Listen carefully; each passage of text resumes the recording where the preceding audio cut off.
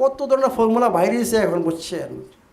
এই formula will make damage, বুঝছেন, মানে অ্যালার্জি হবে বাচ্চাদের, বুঝছেন, বিভিন্ন প্রবলেম।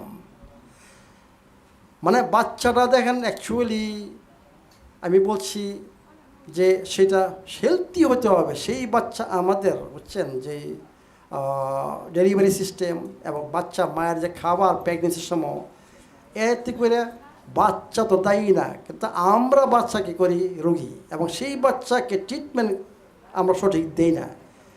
বাচ্চাদের ট্রিটমেন্ট হচ্ছে আপনাদের প্রোবায়োটিক্স আর নারিকেল তেল, অন্য কোনো ঔষধ বাচ্চাদের দরকার নাই।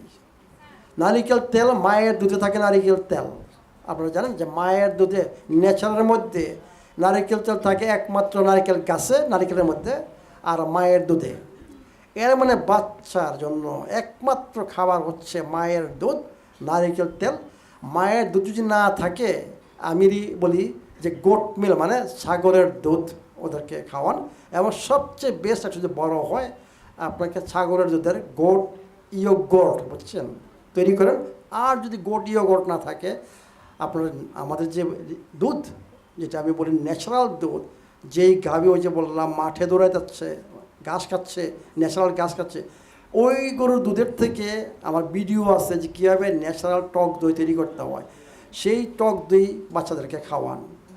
মানে যদি মায়ের দুধ না থাকে, বেশি বেশি টক দই এবং coconut oil, it's the medicine for all disease. মানে বাচ্চাদের ওদের গ্রোথ ভালো হবে, ওদের মেন্টাল, বুঝছেন, ডেভেলপমেন্ট ভালো হবে, সব কিছু ভালো হবে। মানে কোকোনাট হয়েছে the great medicine for all babies.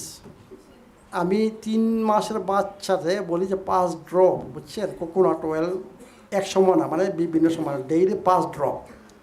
বয়স 1 মাস বাড়বে, আবার ডাবল করেন 10 ড্রপ, আরও 1 মাস বাড়বে, বুঝছেন, এবার 5 ড্রপ করে বাড়াইতেন।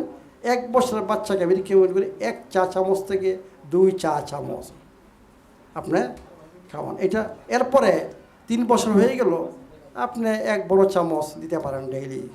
এবং বাচ্চাদেরকে আমি বলবো এইসব চিজ মিস, বুঝছেন, মানে কি যে ফ্রেঞ্চ ফ্রাইজ, বুঝছেন, চিপস, চকলেট মিষ্টি জাতীয় খাবার, বুঝছেন, এইগুলা খাওয়াবেন না। মানে বাচ্চাদের, বুঝছেন, জন্মের থেকে ট্রাই করবেন যে নেচারের দিকে যাতে ও থাকে।